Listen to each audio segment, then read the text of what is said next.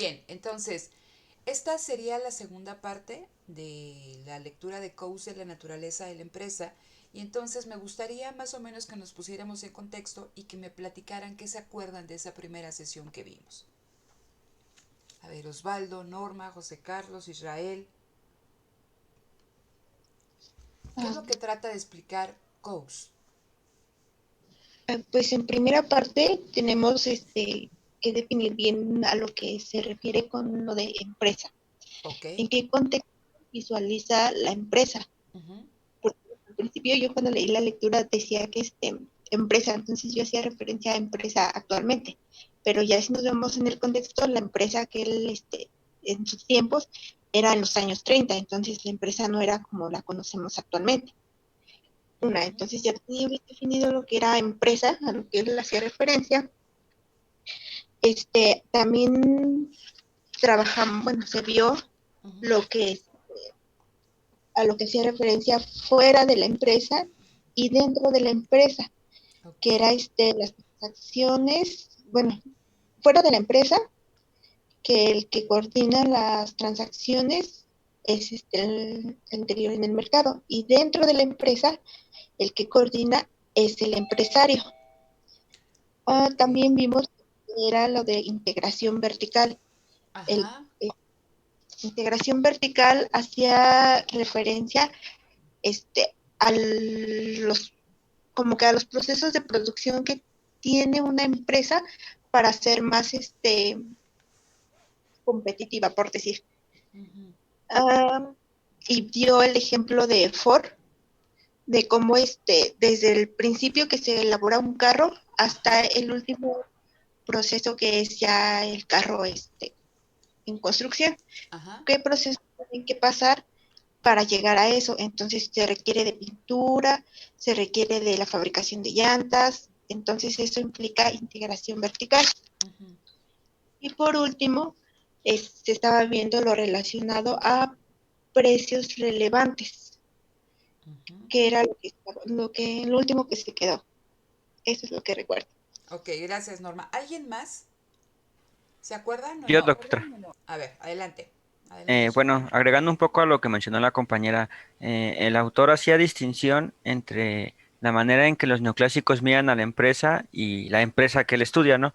En este caso, por ejemplo, él estudia las grandes empresas, que Ujú. son muy diferentes a las empresas uniformes o homogéneas que estudia la empresa, la teoría neoclásica, perdón. Ujú. Otra característica que mencionaba, por ejemplo, ya al final de la clase, es por qué existen empresas si ya el mecanismo de precios se encarga de la asignación correcta, ¿no?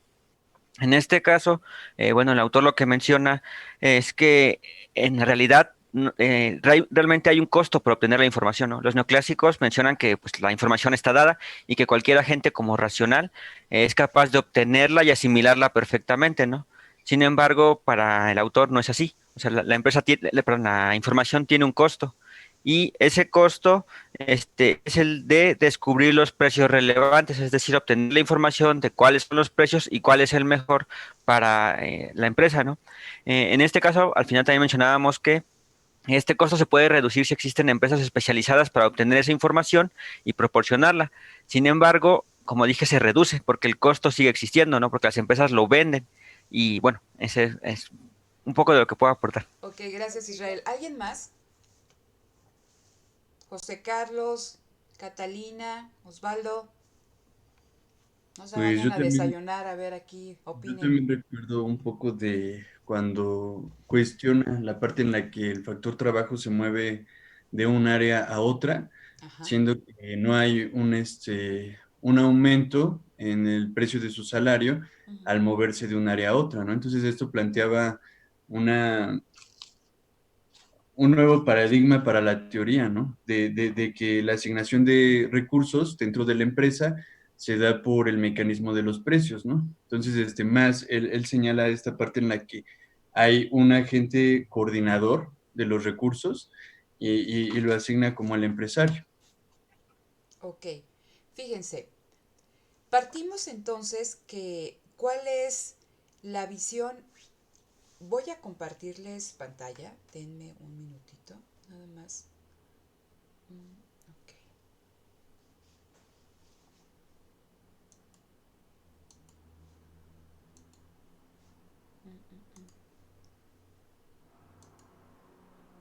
Esa no. Siempre me equivoco. Ya lo pueden ver, ¿cierto? Ya se ve, doctora. Ya se ve. Sí. Ok, entonces, aquí estábamos nosotros platicando acerca de una cuestión. Todo empezó con la palabra empresa, ¿no? Entonces, decía Coase que en economía, ¿no? Muchas teorías nos hablan de ciertos conceptos que funcionan bajo determinados supuestos y que muchos de estos supuestos o principios son manejables, ¿no? Teóricamente, pero que no son realistas, es decir, que no encuentras esa conexión con el mundo real y que el principal objetivo de Coase era, en el caso del concepto empresa, definir un concepto o definir a la empresa de modo que fuera ese concepto tanto manejable como aplicable a la vida real. Es decir, que tuviera consistencia teórica, pero que también fuera realista, ¿no? Entonces, en el último cuadrito, ahí está el objetivo de Coase, determinar un concepto de empresa que corresponda a la realidad y que cumpla con los principios de Marshall, de la sustitución marginal. Entonces, platicábamos que con esta visión que propone Coase, lo que busca es ampliar, ¿no?, el campo de acción de la teoría neoclásica. Con Coase, ¿no?, que con él inicia el nuevo institucionalismo económico, y vamos a hablar más adelante, y va a ser clave en este curso el concepto de institución, ¿no?, el nuevo institucionalismo económico y también la teoría contractual de la empresa. Entonces, fíjense, lo que nos dice la teoría neoclásica es que tenemos una empresa, como ya nos decía Norma e Israel, es una empresa pequeña que vende productos homogéneos y principalmente es una empresa especializada. Es decir, ¿no? Especializado es que tú te dedicas a hacer una actividad. Entonces, cuando tú haces, o sea, si tú fueras una persona que hace un pastel, ¿no? Entonces, o te dedicas a la producción de harina, a la producción de mermelada, a la producción de azúcar, a la producción del molde, a la producción, a la elaboración del pastel, otros se dedican al envasado, es decir, te especializas en una parte de ese proceso productivo. Entonces, cuando hablamos de esta cuestión, la empresa neoclásica es esa empresa, es una empresa pequeña, dirigida por su propietario, o sea, el propietario es el mismo administrador, y que se especializa, ¿no?, en cierta cuestión. Todo parte también de esta visión de lo que nos decía Adam Smith, ¿no? Si ustedes recuerdan, Adam Smith hablaba mucho de la especialización y hay un documento de Smith que nos hace alusión a esta especialización con la fábrica de alfileres, ¿no? Cómo ganabas en términos de productividad vía la división del trabajo, esta especialización del trabajo, pero Smith lo veía y en la riqueza de las naciones, no tanto a nivel microeconómico al interior de la empresa, sino él decía, a ver, ¿cómo se, cómo se hace más fuerte, ¿no?, un entramado industrial? Ah, pues que surjan diversas empresas especializadas y que entre ellas comercien, ¿no? Entonces, eso va a ayudar a que ese entramado industrial se haga más fuerte, más denso, ¿sí? Entonces, lo que estamos hablando con esta cuestión de lo realista, ¿no?, y lo manejable es que hasta los años 30 el concepto de empresa seguía siendo el mismo y lo platicamos en su momento en la clase. Decíamos, a ver, ¿en qué contexto nace la teoría clásica? ¿No? Y decíamos, en el contexto de la revolución industrial, donde un empresario podía conocer las técnicas que existían en ese momento. Pues sí, porque había 2, 3 técnicas y rudimentarias, ¿no? Podía conocer los materiales, sí, pues porque había muy poquitos, ¿no? Entonces, eso lo platicamos en su momento. Entonces, lo grave era seguir aplicando ese concepto a una economía, a un entramado industrial, una estructura industrial que no correspondía, ¿no? La realidad no correspondía a esos argumentos teóricos, porque contrario a esa empresa gestionada por su propietario, esa empresa especializada, lo que se veía en el mundo real eran verdaderos conglomerados y decíamos, a ver, no era la empresa neoclásica, era GM, era DuPont, era Ford, ¿no? Eran empresas enormes. Entonces, lo que quiso hacer Coase es tratar de integrar esa realidad utilizando todo el instrumental analítico neoclásico, ¿no? Y nos hace alusión a que al principio de marginalidad. Acuérdense que la racionalidad trae detrás este trade-off entre beneficio marginal y costo marginal, ¿sí? Entonces el agente siempre está haciendo este cálculo, ¿no? Y busca maximizar sus beneficios, obviamente minimizando sus costos, ¿sale? Entonces, aquí hay una cuestión importante. Cuando decíamos que en la teoría económica tradicional u ortodoxa, ¿cómo se toman decisiones? Dice, agentes, compradores y vendedores, lo único que necesitan, acuérdense que aquí no hay espacio para la planificación económica del Estado, por esta cuestión del egoísmo que también platicamos en su momento, y nos dice Coase, en este espacio, ¿cómo toman decisiones los agentes? Lo único que necesitan para tomar sus decisiones, ¿no? De compra o de venta, de producción, ¿no? De consumo, es el precio, ¿no? En el caso del productor, él necesita conocer cuál es el precio de las mercancías y cuáles son los precios de los insumos. Y en el caso del consumidor, yo lo único que necesito saber para tomar mis decisiones es el precio de los bienes y servicios, porque aquí hay un supuesto también fuerte de que todas las características del bien o servicio, ¿no? Están expresadas en su precio, ¿sí? Entonces, como decía Israel, si bajo esta cuestión la información existe, ¿no? Está disponible, el individuo es racional, es decir, el individuo puede hacer uso de esa información, no está limitado cognitivamente porque, ¿no? Puede hacer esta cuestión de maximización de beneficio y minimización de costos con toda esta información, dice, y el individuo toma la mejor decisión, ¿sí? ¿Qué decisión? Esta decisión de que el beneficio es el máximo respecto al costo. Entonces, decimos, y con esta cuestión de la ergodicidad que también me preguntaba Osvaldo, sus preferencias están dadas y van a ser siempre las mismas, ¿sí? Entonces, pero hay una cuestión aquí que deja Coase desde un primer momento, dice, a ver, dice, hace alusión a este autor Salter, ¿no? Y dice, el sistema económico normal funciona por sí mismo, esta mano invisible, ¿no? Entonces es un proceso automático que lo único que necesita para coordinarse es el sistema de precios, el mecanismo de precios. Ninguna coordinación supra, como podría ser la estatal. Pero dice, a ver, entonces, en este sistema, en este modelo tan virtuoso, donde el sistema de precios es perfecto para coordinar toda la gama de actividades económicas, ¿qué papel juega la empresa? ¿No? ¿A qué empresa hace alusión? A la empresa que él veía, esa empresa grandotota, no la empresa, ¿no? Que está implícita en el planteamiento neoclásico. Entonces, ¿no? Esto ya lo vimos, dice, a ver, fuera de la empresa, en este sistema de mercado, la asignación de los recursos se da en función de los cambios en los precios relativos, ¿sí? Entonces, platicábamos que de repente una persona con los insumos que tiene puede hacer mermelada y puede hacer jugo, pero está en la mermelada y que en la mermelada hay una tasa de rentabilidad promedio del 10%, ¿no? Sobre la inversión. Pero de repente observa que en el mercado de los jugos la rentabilidad es del 20%. ¿Por qué? Porque los precios son muy altos, ¿no? El consumidor está dispuesto a pagar, ¿qué? Un precio muy alto por un jugo. Entonces, ¿qué hace?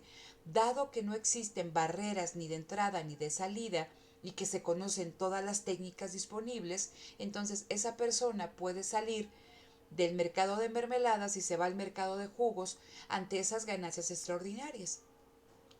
Y entonces empieza a quitar factores productivos que estaban destinados a la producción de mermelada, ahora se van a la producción de jugos, ¿no? Hay una reasignación de factores. ¿Por qué? Porque en otro mercado los precios son más altos y eso significa que ese consumidor valora más ese bien llamado jugo, que está dispuesto, ¿no?, a pagar un precio más alto.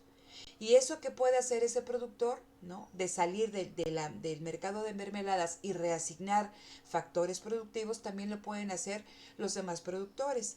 Y van en desbandada a ese mercado de jugos de manera tal que las ganancias que en un momento eran extraordinarias se eliminan y ahora estamos hablando que las ganancias van a ser las mismas en la mermelada, ¿no?, en el mercado de mermeladas que en el mercado de jugos. Entonces hubo una reasignación de factores productivos porque hubo un cambio, ¿no?, en los precios relativos. Entonces, estamos hablando, y dice Coase, a ver, fuera de la empresa, ¿qué pasa en el mercado? ¿No? La reasignación de factores está en función de los cambios en el precio. Pero dentro de la empresa, cuando un administrador, ¿no?, y aquí, bueno, voy a hablar indistintamente, voy a utilizar la palabra administrador empresario, ¿no? Pero bueno, vamos, que hay una gran diferencia, lo veremos más adelante, ¿no? Dice, pero dentro de la empresa, cuando alguien ustedes les dice, te vas a ventas o te vas a mercadotecnia o ahora te vas a producción, ¿no? O en temporada navideña te vas ahí a envolver regalos, no lo sé. Dice, esa reasignación de los factores productivos no tiene nada que ver, ¿sí?, con cambios en los precios relativos. No te mandan hoy a ti a ventas cuando estabas en mercadotecnia porque te hiciste más caro, más barato. No, dice, alguien lo decidió. Alguien, ¿no? Existe alguien que está tomando decisiones que no tienen nada que ver con cambios en los precios relativos. Y dice, esa persona que está decidiendo quién se va, a dónde y en qué momento, dice, es el empresario. Entonces, aquí nos dice, este empresario realiza lo que nos dicen que no debe de existir en el mercado. El empresario está realizando planeación económica. Y entonces aquí, ¿no?, a esta altura de la lectura, Coase nos empieza a decir que ya diferentes autores estaban hablando de la importancia del empresario en el proceso productivo. Lo comentamos en su momento cuando criticábamos o hablábamos de esa paradoja de la teoría neoclásica, que como siendo tan importante el análisis de la empresa, ¿no?, al estar totalmente imbuido en el proceso productivo, le dedicaba pues una cuestión coyuntural, ¿no? Y decíamos, el empresario no tiene nada que hacer, porque lo único que necesita el empresario es estar atento a estos cambios en los precios y en función de eso, ¿no?, más o menos leche, ¿no? Decíamos esta cuestión de la caja negra, entonces, que teníamos como una licuadora que poníamos más de un insumo o menos de un insumo en función de los cambios en sus precios relativos. Entonces, en este caso, el empresario era un autómata, ¿sí? Pero dicen, a ver, no, pues no es un autómata. El empresario planea. Y aquí nos decían, para Marshall, la organización, ¿no?, quien organiza la actividad económica, dice, es el cuarto factor de la producción. Clark dice, le da una función coordinadora al empresario. Knight nos habla de administradores que coordinan. Por eso les digo que sean cuidadosos con el concepto empresario y administrador, porque en este momento, y acuérdense que todavía no estaba desarrollada como tal una teoría de la empresa, y si no estaba desarrollada una teoría de la empresa, mucho menos del empresario, y que ya hay algunas cuestiones que nos decía Schumpeter, ¿no? Vamos a ver que no es lo mismo administrador que empresario, ¿sí? Entonces, esta frase de Robertson es muy interesante porque dice, a ver, la empresa es una isla, dice, es una isla de poder consciente. ¿Por qué? Porque hay planeación económica detrás en su funcionamiento, en la forma en que se coordina. Dice, y es una isla en un mar. ¿Qué mar es ese? El mercado, ¿no?, de una cooperación inconsciente, ¿sí? Entonces, es lo que planteaba Israel. Dice, a ver, entonces, si el mecanismo de precios es perfecto para llevar a cabo la coordinación económica, ¿por qué existen las empresas? Entonces, a este nivel yo les decía, a ver, no quiere decir que en el mercado no existan empresas, pero estamos hablando de esa empresa pequeñita y especializada. Entonces dice, a ver, ¿por qué existen estos monstruos corporativos que son los que están en la realidad, en la estructura industrial? Entonces, recuerden siempre, chicos, y que cuando nosotros realizamos, y que es algo también que se le critica mucho a la teoría neoclásica, es que pone énfasis no en la producción, es una caja negra y el empresario es un autómata. Y lo que es un ente colectivo lo toma como un agente representativo, como una cuestión individual. Entonces decíamos que la empresa es una empresa punto y una empresa autómata. Y recuerden que en esta cuestión que decíamos que no le hace caso a la producción, la teoría neoclásica se centra en el intercambio, porque estamos hablando, ¿no?, de la importancia del mercado.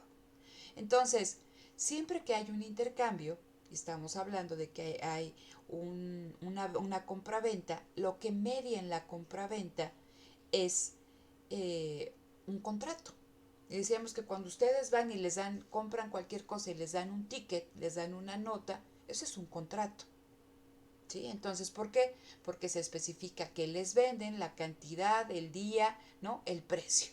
Y te lo da ahí el vendedor, viene su razón fiscal y toda esta cuestión, y te lo dan a ti. ¿Sale? Tal cual que cuando tú quieres regresar un producto o algo, pues tienes que llevar tu nota de compra o alguna cuestión que diga, ¿no?, que tú realizaste esta compra-venta. Entonces, en este mundo neoclásico, dado que son bienes homogéneos, pues da lo mismo que le compras a Chucho, Pedro y Juan. Y continuamente cuando las personas van al mercado, ustedes pueden ir 10 veces al mercado y se llenan de notitas. Eso es un contrato. Están haciendo contratos de corto plazo, contratos, contratos, contratos. ¿Sí?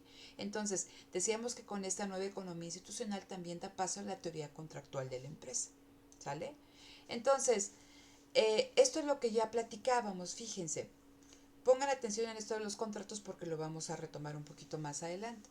Entonces, decía Coase, a ver, lo que yo puedo ver a este nivel es que dentro de la empresa el mecanismo de precios se elimina, ¿sí? Dice, se eliminan ciertas transacciones. Uh-huh. Dice, y el que coordina, el que planea la producción es el empresario. Dice, entonces, dice, fuera, en este mercado, ¿no?, en este mercado ideal, la asignación de recursos, ¿no?, se da vía los cambios en los precios relativos. Entonces yo ya puedo ver dos cosas, que existen dos lógicas de coordinación económica. En el mercado, ¿no?, la coordinación de la actividad económica se da vía el mecanismo de precios. Pero dentro de la empresa, la coordinación de la actividad económica se da, ¿no?, por las decisiones del empresario. Entonces, vamos a ver que mercado y empresa se constituyen en dos métodos alternativos de coordinación de la producción. No quiere decir que uno elimine al otro, ahí están, ¿sí? Son dos métodos alternativos. Y entonces, él ya puede ver, ¿no?, que esas empresas, ¿no?, que han tomado ese tamaño, lograron ese tamaño vía algo que se conoce, ¿no?, con el nombre de integración vertical. Entonces, fíjense, están hablando aquí, dice, la cantidad de integración vertical considerando el reemplazo del mecanismo de precios varía de industria a industria y de empresa a empresa. ¿Qué nos quiere decir con esta cuestión? Y decíamos, ¿qué vamos a entender por integración vertical? Decíamos que hay una integración horizontal cuando la empresa crece, ¿no?, haciendo las mismas cosas. Yo soy un banco y compro otro banco, entonces ya somos un banco más grandote, pero hacemos lo mismo. Y estamos hablando de la integración vertical cuando la empresa crece, ya sea incursionando en procesos que están antes, ¿no?, de su actividad central. Entonces, si yo me dedico a la producción de pan, pues ahora me voy a dedicar a la producción de harina, me voy a dedicar a la producción de mermelada, a la producción de moldes, a la producción de hornos, ¿no? O bien, la empresa puede crecer hacia adelante, incursionando en todas aquellas actividades que permiten que el producto llegue, ¿no?, a las manos del consumidor, y ya vienen cuestiones de ventas, de mercadotecnia, de transporte, de logística, etc. Entonces, cuando estamos hablando de integración vertical y de integración horizontal, estamos asumiendo que la empresa está creciendo, ¿sí? Y entonces, si decimos que la empresa se convierte en una alternativa, ¿no? a la asignación de factores vía el mecanismo de precios. Entonces, cuando la empresa está creciendo vía la integración vertical, estamos diciendo que la empresa cada vez está reemplazando más al mecanismo de precios.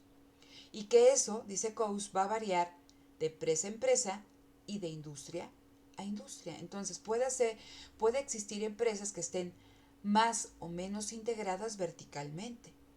Entonces puede haber empresas que hayan crecido hacia adelante, o bien que hayan crecido hacia atrás, o bien que lo hayan hecho de la misma forma, pero solamente en ciertas fases del proceso productivo. O puede haber empresas que estén pero muy integradas, ¿sí? Entonces, lo que llegamos a esta diapositiva es que la empresa, ¿no? Es un mecanismo alternativo, ¿no? O es un mecanismo de coordinación alternativo al sistema de precios, ¿sí? ¿Hasta aquí vamos bien? Esto ya lo habíamos visto, ¿sí? Todos sí de Sí, menos levanten la mano y pongan sí o algo así, ¿sale? Entonces, creo que aquí nos quedamos. Y decía, a ver, ok, entonces ya voy con la idea de que la empresa es un mecanismo alternativo de coordinación. Entonces tengo mercado y empresa. Ya lo puedo identificar. La siguiente pregunta sería, ¿no? Como cuando ustedes están haciendo su idónea comunicación de resultados, ¿y por qué? ¿No? Bueno, ya sé que es un mecanismo alternativo, es una alternativa más para coordinar la producción. ¿Por qué? Entonces, dice Coase, a ver, lo que podemos nosotros entender de aquí, o de esta observación de la realidad, es que identificar los precios relevantes, ¿sí? Los precios relevantes es costoso. Entonces, si yo fuera el productor, necesitaría conocer todos los precios de los insumos que necesito. ¿Sí? Todos. Hicimos el ejemplo de la leche, ¿se acuerdan? Y decíamos, a ver, si yo quiero comprar 1 litro de leche, pues tengo que conocer todas las marcas y todas las presentaciones y todas las clases de leche y todas cuáles son los precios en todos los supermercados, ¿no? Ya tengo toda esa toda esa información y luego tengo que, ¿qué? Tengo que cognitivamente la tengo que hacer uso de ella, tengo que hacer ese proceso mental y tomar la mejor decisión. ¿Cuál es la mejor decisión? La decisión más eficiente, y es decir, una decisión racional que maximice mis beneficios y reduzca mis costos. ¿Sale? Entonces, decía Coase, a ver, pues de entrada, conocer los diferentes precios relevantes tiene un costo. ¿Sale? Entonces, dice, ya desde ahí podemos ver pues que la información no es gratuita, ni está tan disponible. O puede estar disponible, pero conocerla te implica un costo en términos de tiempo, ¿no?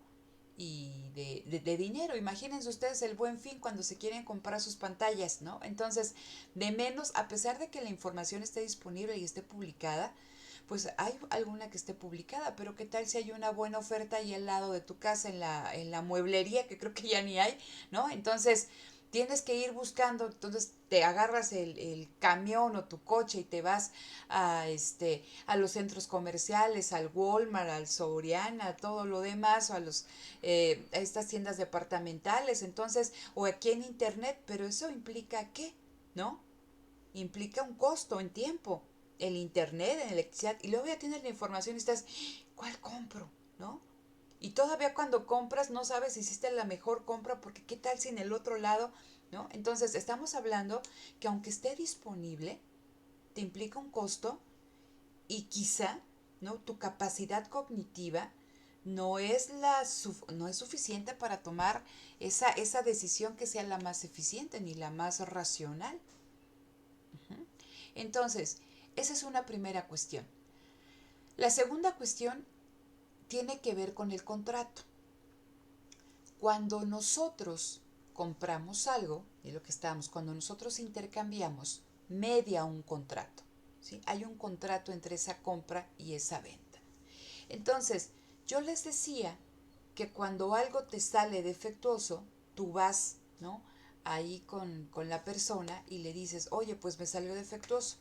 En algunas ocasiones hay tiendas que tienen una política, ¿no? Que cuando tú van, cuando, por ejemplo, cuando ustedes van a Costco y tienen un ticket ahí de tal cosa, van a atención al cliente y ni te preguntan, ¿no? Te dan tu monederito, te reembolsan y ve a comprar otra cosa.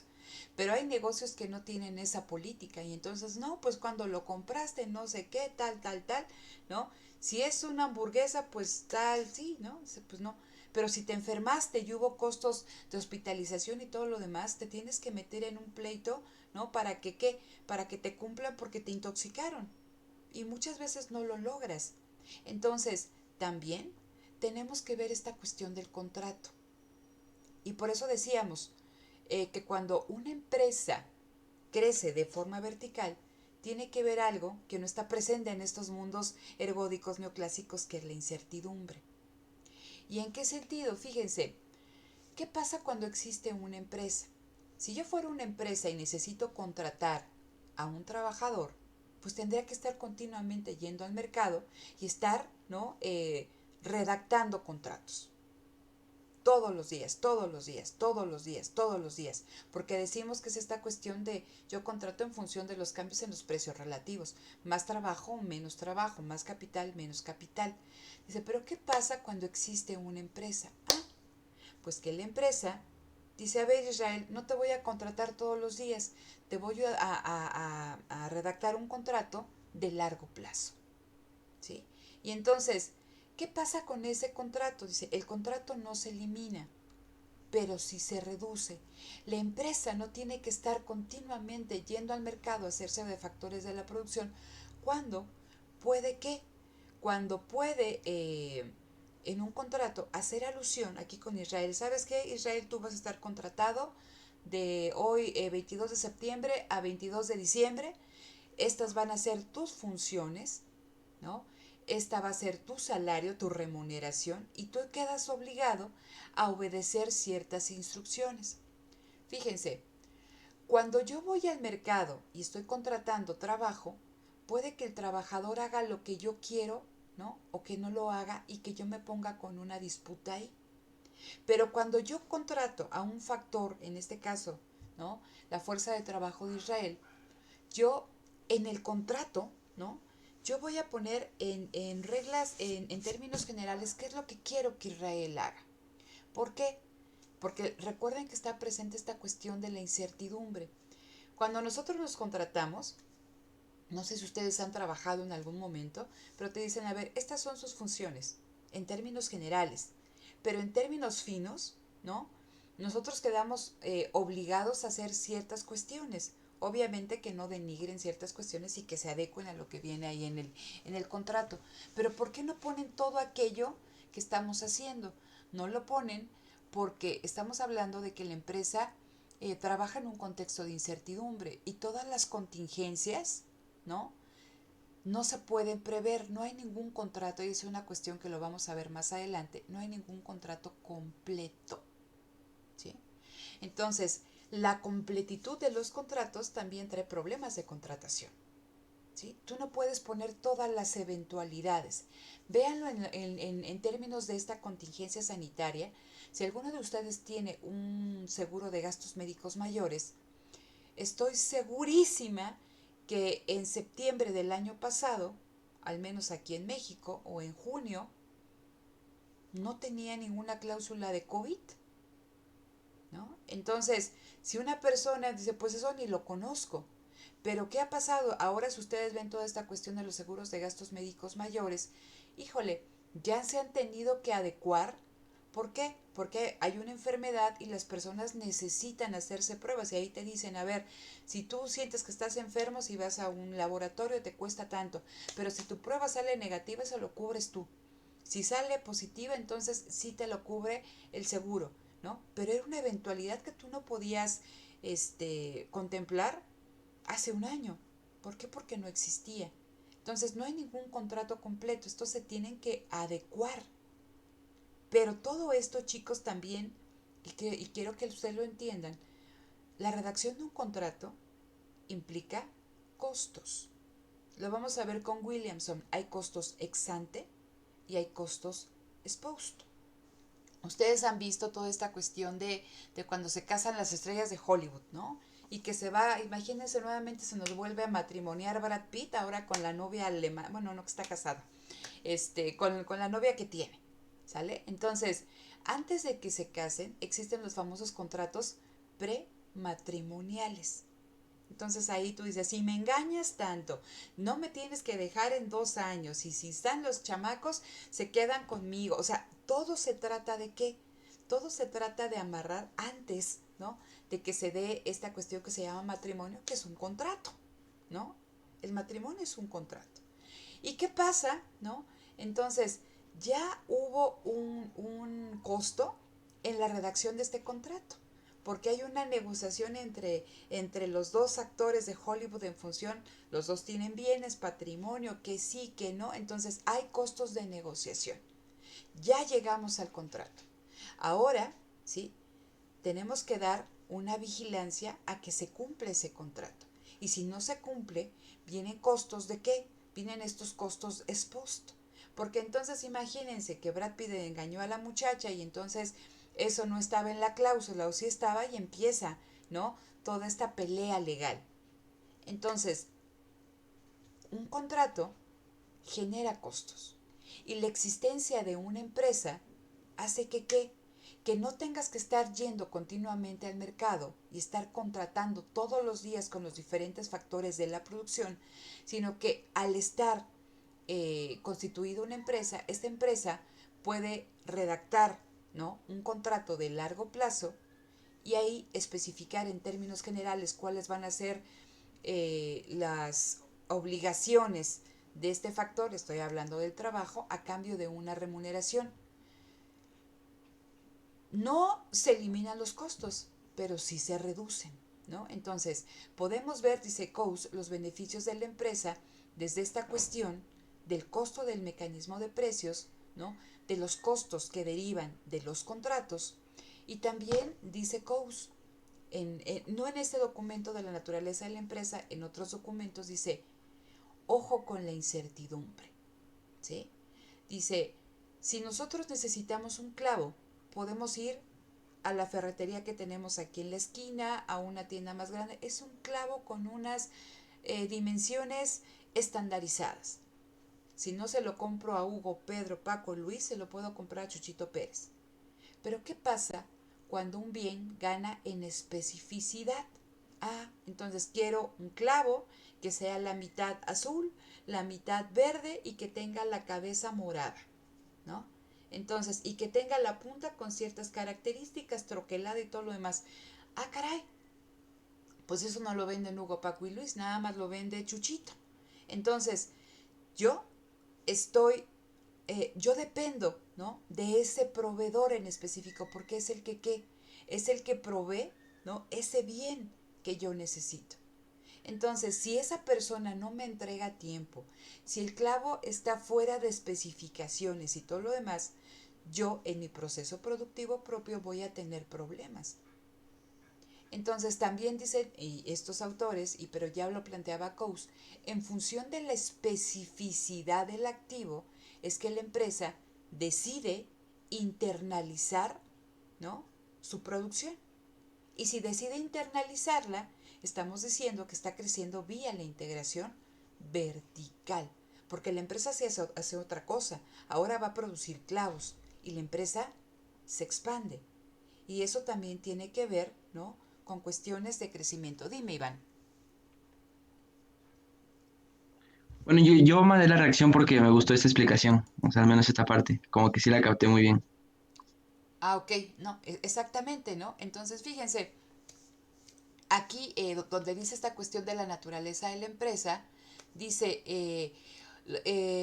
dice, un contrato de largo plazo reduce los costos de contratación de corto plazo, también reduce el riesgo, porque entonces ahora yo estoy minimizando el riesgo de que el clavo no cumpla con las especificaciones porque yo no lo estoy produciendo. Y aquí dice riesgo. Eh, Aquí hay toda una cuestión de que qué riesgo y qué es incertidumbre, ¿no? Yo lo vería más del lado de la incertidumbre, pero aquí me están diciendo que reduce el riesgo de que algo eh, no cumpla con las especificaciones que tú necesitas, ¿sale? Entonces, vean, dice, la dificultad de pronóstico hace que sea más difícil especificar ciertas cosas. ¿Por qué me hablan de dificultad de pronóstico? ¿No? Porque estamos en un mundo incierto, ¿sí? Estamos en un mundo no ergódico. Entonces, esto es muy importante para que nosotros, ¿no?, vayamos entendiendo esta cuestión de la naturaleza de la empresa.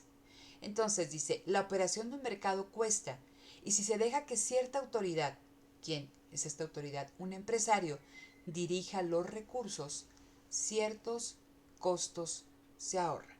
¿Sí? Entonces, lo que me interesa que ustedes identifiquen aquí es que no me dicen que estos costos se eliminan, sino que estos costos se reducen. ¿Sale? Entonces, con COUS nace un concepto que va a ser muy importante y que lo vamos a retomar aquí más adelante, que es el concepto de los costos de transacción. Nosotros conocemos en la teoría neoclásica, y cuando ustedes vieron ahí el documento de Varian, Varian hacía alusión a los costos de producción. Pero dice aquí COUS, a ver, hay otros costos que no derivan del proceso productivo, ¿no? Hay otros costos que derivan y que están sumamente vinculados con la cuestión de la contratación, con la cuestión del descubrimiento de los precios relevantes. Y estos se conocen con el nombre de costos de transacción, simplemente para que ustedes lo tengan en cuenta. Entonces, ok, entonces ya vimos que la empresa es un mecanismo alterno de coordinación, ¿no?, de la actividad productiva, que la empresa, ¿no?, se convierte en este mecanismo alterno porque existen costos al usar el mecanismo de precios, al identificar los precios relevantes, que existen costos derivados, ¿no?, de la contratación, y que existe riesgo, ¿no?, en función de la especificidad de los activos.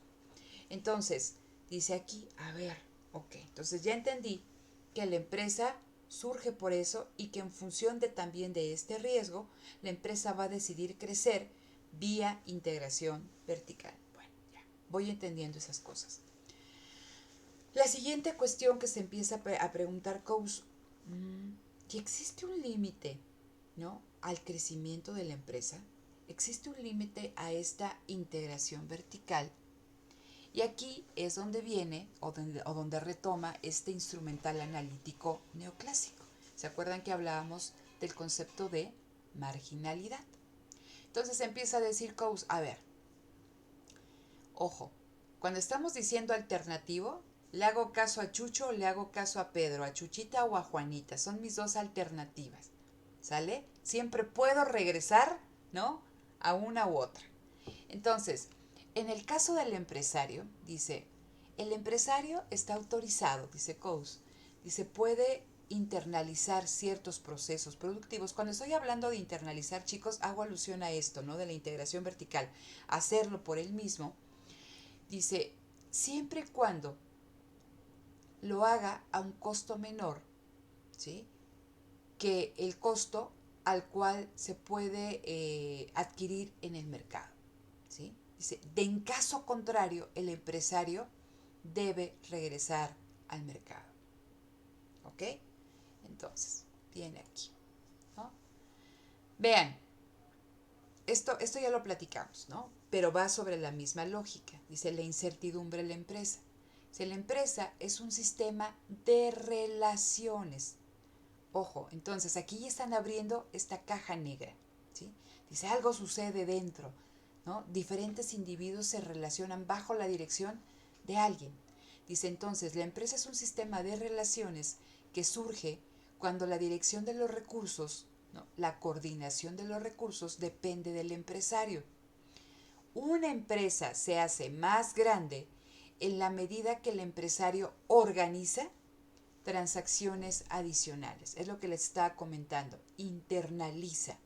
Dice, y una empresa se hace más pequeña en la medida en que abandona esas actividades.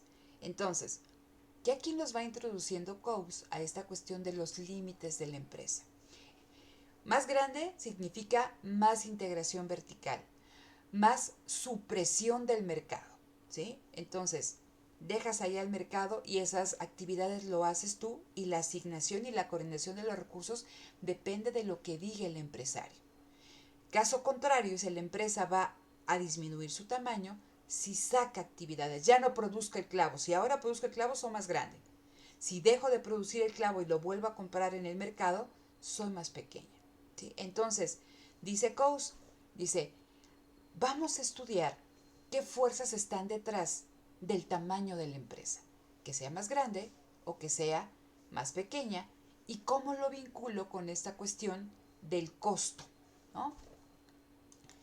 Entonces, vean, les voy a leer esta cita de Frank Knight, que dice, la relación entre eficiencia y tamaño es uno de los problemas más serios de la teoría, y es en contraste con el tamaño de una planta un asunto de personalidad y accidente histórico más que de principios inteligibles y generales. Pero la cuestión es peculiarmente vital porque la posibilidad de ganancia monopolista ofrece un incentivo poderoso para la expansión continua y limitada de la empresa, fuerza que debe ser contrarrestada por otra igualmente poderosa, haciendo que haya eficiencia decreciente en la producción de ingreso monetario con el crecimiento en tamaño, si es que existen los límites a la competencia. Entonces, ya en la primera línea, Knight nos habla y nos pone en relieve dos cuestiones: tamaño de la empresa y eficiencia, ¿no?, de la empresa. Entonces dicen, a ver, un problema, acuérdense que en la década de los 30, y decíamos que no, en mucho tiempo no se había cuestionado este concepto de competencia, ¿no?, y que se van haciendo ahí de competencia perfecta.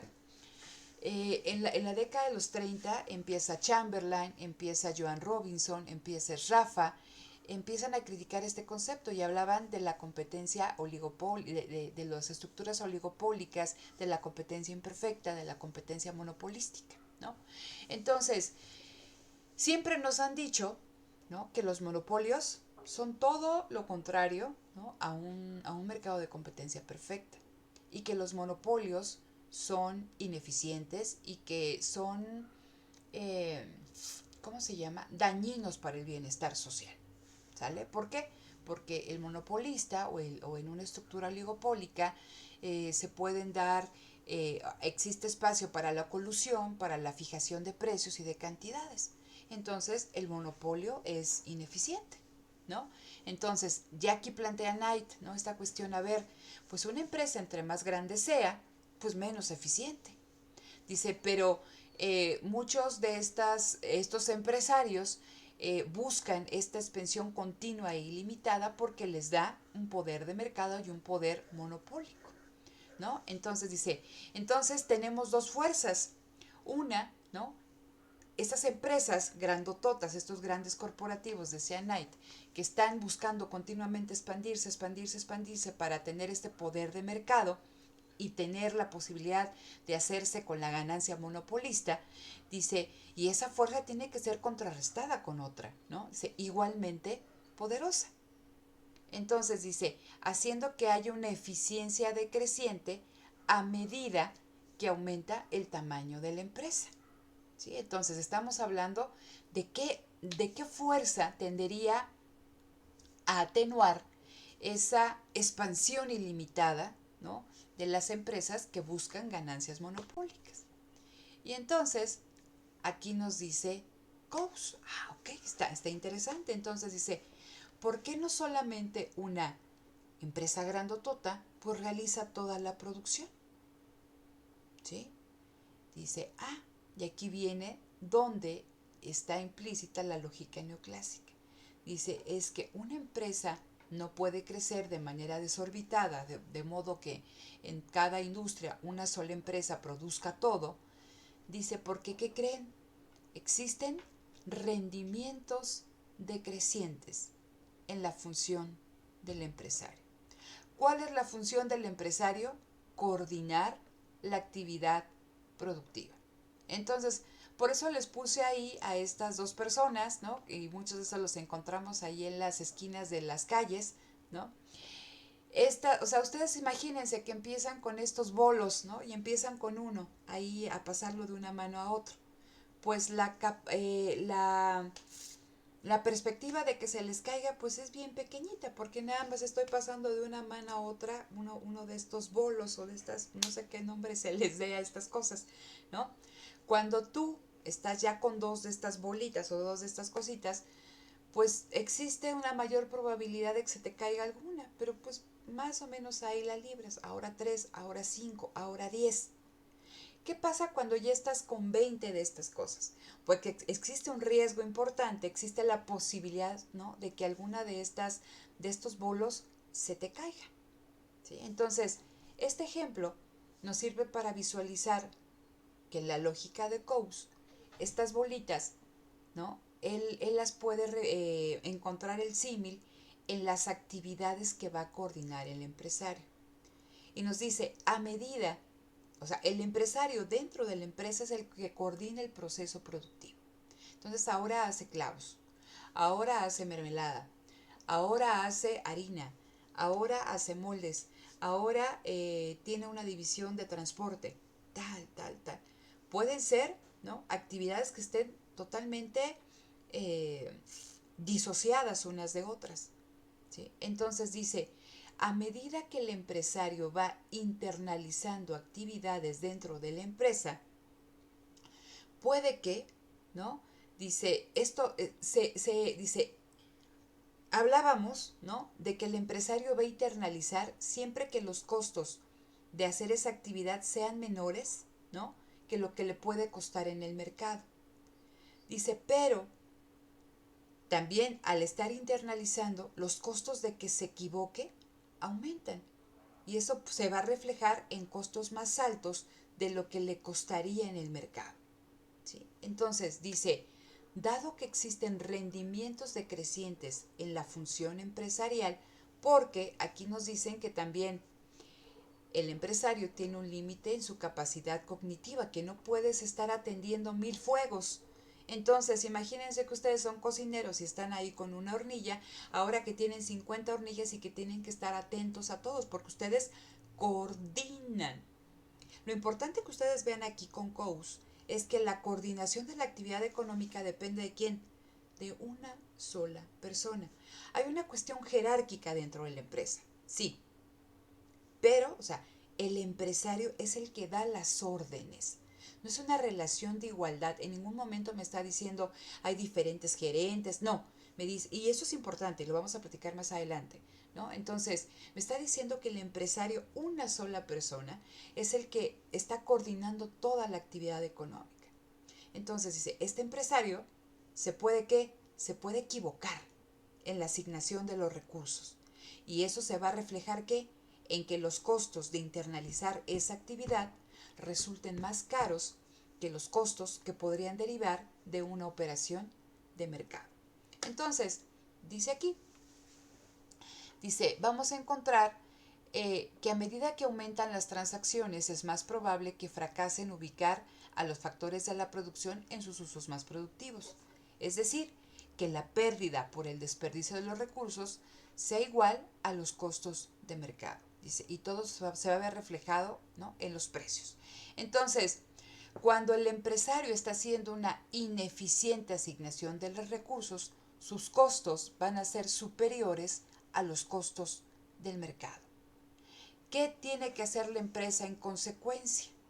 Como ya no es un comportamiento eficiente, el empresario tiene que ¿qué? Tiene que sacar esa actividad, tiene que reducir su tamaño y en lugar de hacerla él, regresas al mercado. Por eso platicábamos, ¿no?, que la empresa es un mecanismo alternativo y que siempre existe la posibilidad de regresar al mercado cuando tus costos sean mayores, ¿sí? ¿A este nivel vamos bien, chicos? ¿Sí se entiende? o me paro, porque ya ven que me da por hablar y no me callo. Solo Entonces, la última parte, profesora. ¿Puede repetirlo otra vez? Cuando los costos son mayores, dijo que la empresa tiende a reducir su tamaño y vuelve otra vez al sistema de competencia del estamos, a, mercado. estamos aquí, José Carlos, en este trade-off, ¿no? Acuérdate, beneficio marginal, costo marginal.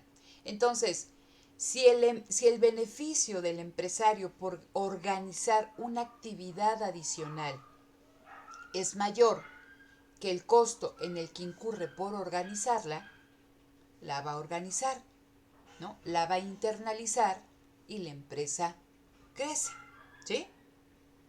Ok. Pero ¿qué pasa si a medida que tú como empresario sigues internalizando esas actividades, también, acuérdate, esta cuestión que hablamos de los rendimientos marginales decrecientes. Existen rendimientos marginales decrecientes cuando existe un factor fijo, en este caso que es pues, el empresario y su capacidad cognitiva, y tú sigues aumentando, ¿no? Tú le sigues aumentando actividades. Entonces, dadas estas cuestiones, pues va a llegar un momento, ¿no?, que el empresario va a enfrentar rendimientos decrecientes en su función empresarial. ¿Por qué? Porque ese es un empresario con capacidades cognitivas limitadas.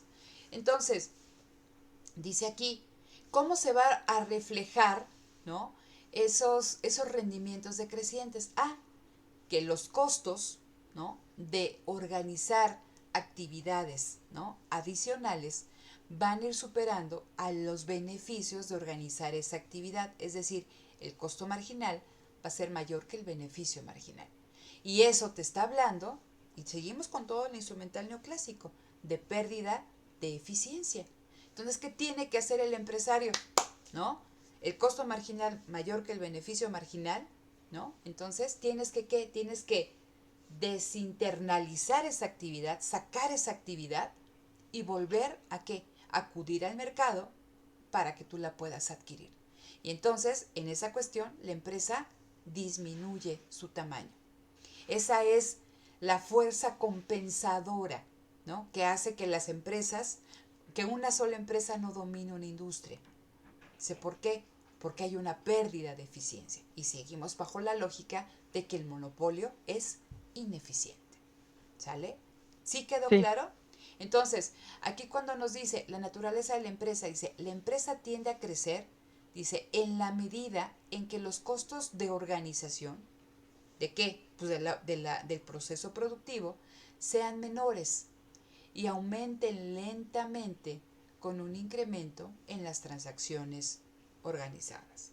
¿Sí? Entonces, siempre se va a buscar que toda actividad que realice la empresa, que ya no que ya no adquiera vía el mercado, tenga costos menores y que estos costos no tengan un aumento lento. Dice, la empresa tiende a crecer en la medida en que sea poco probable que el empresario cometa errores. Dice, y en la medida en que sea más pequeño el aumento en errores conforme se incrementa el número de transacciones organizadas.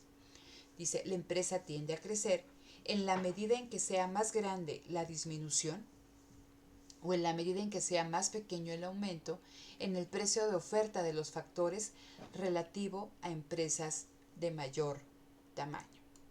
¿Sí? Entonces, dice aquí Coase, ¿no? Dice, entonces la empresa siempre puede regresar al mercado, ¿no? Siempre que sus costos marginales, los costos de organizar una actividad, superen a los beneficios de organizar esa actividad, la empresa siempre puede regresar al mercado. ¿Sí? Entonces, esto se entiende, chicos, hasta aquí vamos bien, algo no les queda claro. todo bien.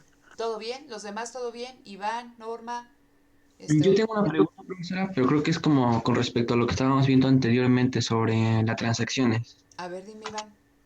Eh, Solamente es una parte en la página 363 del texto Uh-huh. de la naturaleza de la empresa, 563, Ok. dice, otro factor por considerar es que las transacciones de intercambio en un mercado y las mismas transacciones organizadas dentro de una empresa las trata frecuentemente los gobiernos u otros organismos de manera distinta con poderes de regulación. Ujú. Si consideramos la operación de un impuesto a las ventas, es claro que ese es un impuesto a las transacciones de mercado y no a las mismas transacciones organizadas dentro de una empresa. Ujú. Ahora, debido a que estos son métodos alternativos de organización, tal regulación traería como resultado la existencia de empresas que de otra manera no tendría razón de ser. Ujú. Crearía una razón para el surgimiento de la empresa en una economía especializada de intercambio. Claro, tomando en cuenta que las empresas ya existen, un impuesto a las ventas tendería meramente a hacerlas más grandes de lo que sería de otra manera. Sí, Aquí esta parte como que no me queda tan clara porque siento que de alguna manera como que hace intervenir al Estado. fíjate, aquí estamos hablando de que se sigue defendiendo esta cuestión de que la intervención del Estado atenta, ¿no?, contra la actividad económica. Sí, Entonces, cuando tú estás hablando de este impuesto a las ventas, ¿no? Y decimos que en una economía de intercambio especializada se le da preeminencia al intercambio y que median los contratos, pues cada vez que tú estés comprando, te están poniendo un impuesto. sí. Entonces dice, ¿qué sucede cuando dice, eso va a hacer que una empresa que no tendría que ser grande, gracias a la intervención del Estado, la empresa surge porque entonces en lugar de vender o comprar, pues ahora tú lo fabricas y ya no te aplican ese impuesto a las ventas. No sé si me explico, Iván. O sea que el mecanismo de precios, digamos, además de No, ser no, costoso. no, no. No tiene que ver con el mecanismo de precios. A ver, imagínate que tú estás comprándole continuamente en una economía de mercado especializada, le estás comprando a Israel, a José Carlos, a Norma y Osvaldo. Y cada vez que tú realizas una compra-venta, te cobran un impuesto, ¿sale? Sí. A ellos como Ujú. productores y a ti como comprador. Entonces, cada vez que... ¿Y quién decide este impuesto? El Estado. Entonces, el Estado, a través de la fijación de impuestos y a través de precios mínimos o precios máximos, el Estado interviene en la actividad económica. Entonces dicen, híjole, el Estado, ¿no?, bajo esta visión, estaría encareciendo y estaría mmm, poniendo fricciones en algo que funciona bien. Entonces dices, híjole, pues yo ya me cansé de estar pagando impuestos, impuestos, impuestos, pues en lugar de comprar, ¿qué haces? Pues mejor lo hago yo y me evito que pagar ese impuesto. Y entonces la empresa crece. ¿Sí me explico? Ah, sí, sí, sí, sí, sí.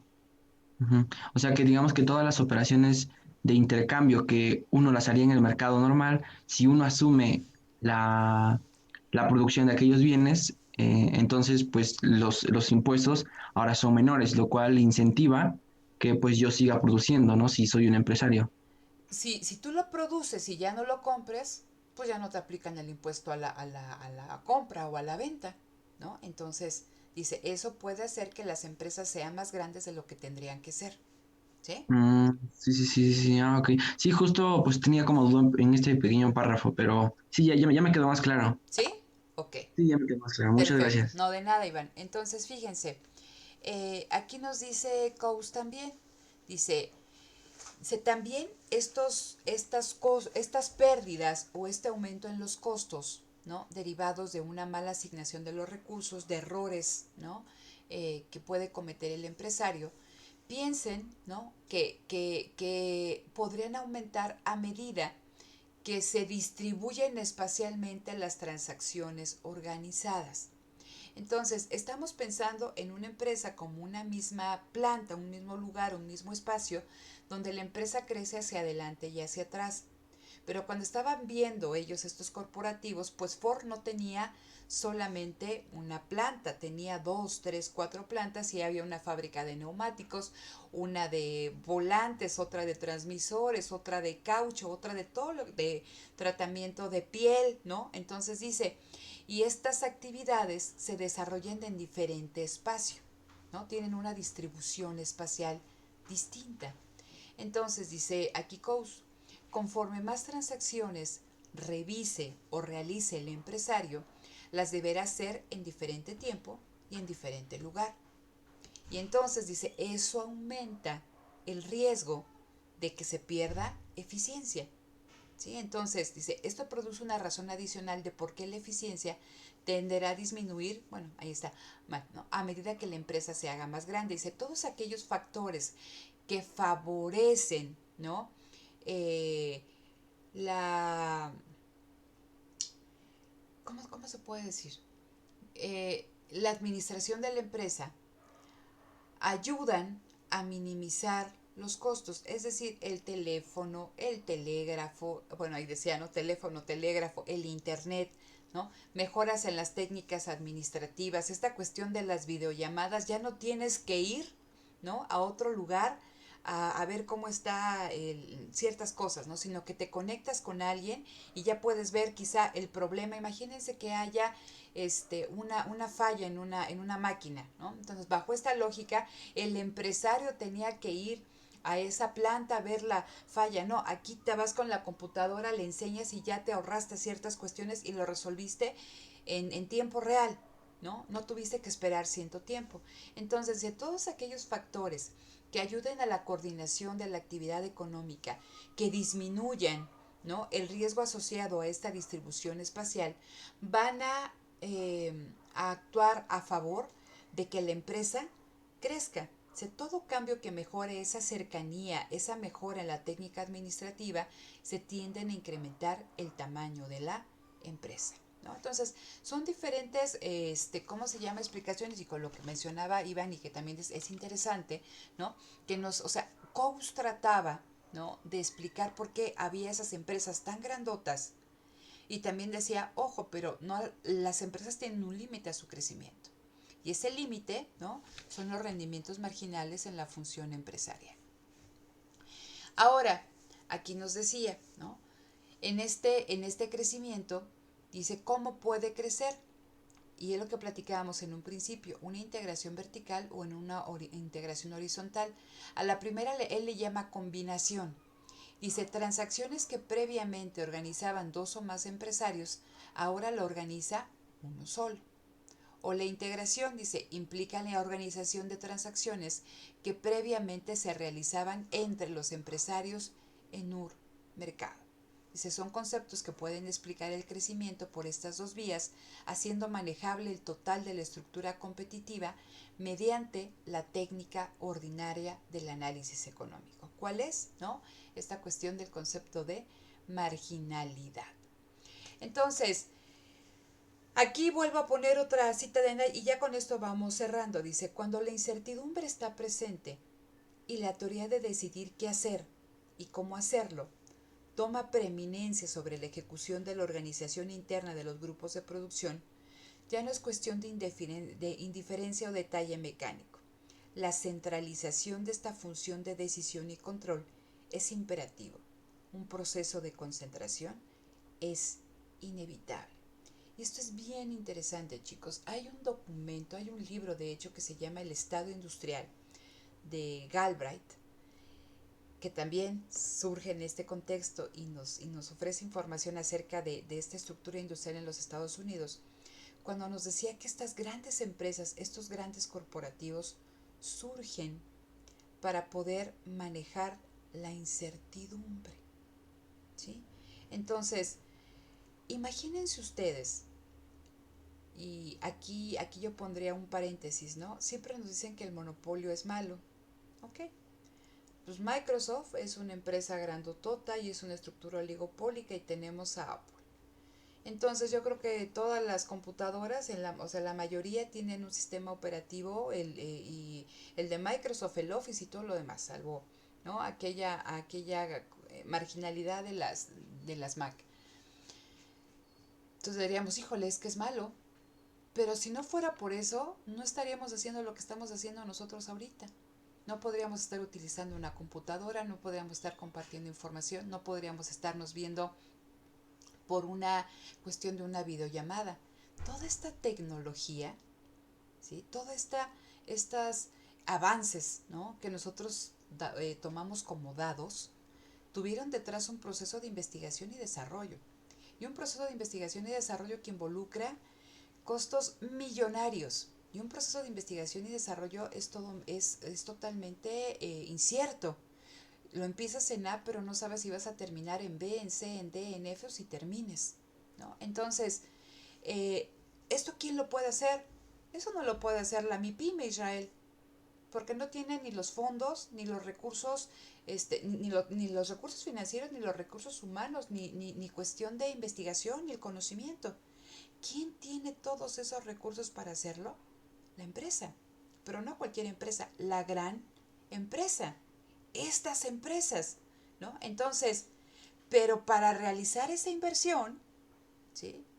Pues tienen que gestionar, o sea, tienen que asegurarse de que cuando está el producto, se va a encontrar un mercado y lo van a vender a un precio que les resulte rentable. Y tienen que, ¿qué? Que gestionar esa incertidumbre. Entonces, el tamaño de esas empresas grandototas tenía que ver muchísimo con esta cuestión de la gestión de la incertidumbre. Entonces, ¿no? Dice por eso Knight, la centralización. ¿Qué es la centralización? Esta empresa grandotota, esta toma de decisiones en el empresario, es una función de decisión y control imperativa, ¿sí? Cuando la incertidumbre está presente, dice, el proceso de concentración es inevitable. Ojo, sitúense en el tiempo que estamos y más adelante vamos a platicar bajo qué condiciones. ¿Sale? Bien, ya vamos cerrando, ¿no? Esto ya lo platicamos, que siempre puede regresar el empresario al mercado cuando los costos aumenten, ¿no? Entonces, aquí nos hablaban, fíjense, dice, es fácil de ver cuando el Estado toma la dirección de una industria que en su planeación está haciendo algo que previamente había hecho por el mecanismo de precios, ¿no? Dice, lo que usualmente no se percibe es que cualquier hombre de negocios, al organizar las relaciones entre sus departamentos, está también haciendo algo que podía haber sido organizado mediante el mecanismo de precios. ¿Qué nos está diciendo aquí? Que en el sistema económico, ¿no?, existe planeación, ¿sí? Entonces que dentro de ese mar inconsciente de coordinación, dice, híjole, en un sistema competitivo como el que nosotros estamos viendo, donde dominan estas grandes empresas, hay hombres de negocios, hay empresarios que continuamente están planeando. Dice, la diferencia importante entre estos dos casos es que la planeación económica se impone en una industria, ¿no? Lo que podíamos platicar acerca del papel del Estado, que cuando una empresa dirige una industria, dice, él la planea, dice, pero al interior de una empresa, la planeación surge voluntariamente, dice, porque es un método más eficiente de organizar la producción. En un sistema competitivo existe una óptima cantidad de planeación, ¿no? Es una de las principales descubrimientos a los que llega Coase. Y digo, es muy importante. Entonces él decía, ojo, dentro de la empresa, la planeación económica no se impone, se elige voluntariamente. Dice, ¿por qué? Porque es más eficiente, ¿sí? Dice, en un sistema competitivo existe una óptima, y aquí pondría yo óptima, y retomo las comillas, dice cantidad de planeación. ¿Por qué? Porque acuérdense que no va a haber una empresa grandotota que domine una industria. Hay un tamaño óptimo de empresa. Y ese tamaño óptimo de empresa está vinculado con la eficiencia en la asignación de los recursos, ¿sí? Esta cuestión del costo marginal, beneficio marginal. Y la última diapositiva, entonces, aquí para que se les quede claro, ¿cuáles son los costos de transacción? ¿No? Decíamos, los costos, todos los costos en los que se incurren por, fíjense, determinar si el bien o servicio que yo voy a producir lo necesita el mercado, si está disponible en el mercado, si está disponible, quién tiene el menor precio, ¿sale? Dice, realizar proyecciones, prospecciones, comparando calidad y precio entre las diferentes gamas de ese producto que estén en el mercado. Todos los costos que derivan de realizar estudios de mercado y de conocer los precios de mercado relevantes, ¿no? entran en la categoría costos de transacción. Aquí viene lo de los contratos, ¿no? Costos de negociación y de decisión, dice, son todos los costos necesarios para llegar a un acuerdo aceptable, porque cuando nosotros firmamos un contrato, ¿no? Negociamos y de esa negociación derivan costos. Entonces, la negociación y la redacción de un contrato que sea aceptable a ambas partes genera costos. Dice, y no solamente son esos costos ex ante, hay costos ex post, costos de vigilar que el contrato se lleve a cabo bajo los condicionantes y cláusulas que vienen ahí, y si no se llevó a cabo, costos, ¿no? Legales derivados de esa mala ejecución del contrato. Entonces, uno de los grandes aportes de COUS, ¿no? Es esta cuestión del reconocimiento de que existen otros costos ajenos a aquellos que son los costos de la producción, que la información cuesta, que existe capacidad cognitiva limitada, ¿no? Entre los individuos, que existen estos costos de transacción. Y una de las grandes desventajas sería que aún nos quedamos cortos, ¿no? En el entendimiento de la empresa, porque seguimos partiendo, ¿no? De estas cuestiones de maximización de una función, de beneficios, y seguimos arrastrando el supuesto, ¿no? De la marginalidad, ¿no? Beneficio, costo, siempre esta cuestión. ¿Es un avance? Sí, pero todavía quedamos cortos en términos de la comprensión de la empresa, y todavía quedamos cortos en la comprensión de cómo funciona la empresa, porque todavía seguimos haciendo alusión al intercambio. Nos estamos centrando en el intercambio. ¿Sale? ¿Dudas, chicos? ¿Todo bien o ya se fueron a desayunar? Todo bien. Todo Creo bien, que sí, profesor. todo bien por ahorita. ¿Creen que sí, todo bien por ahorita? Ah, bueno, ok. Entonces, bueno, detengo la grabación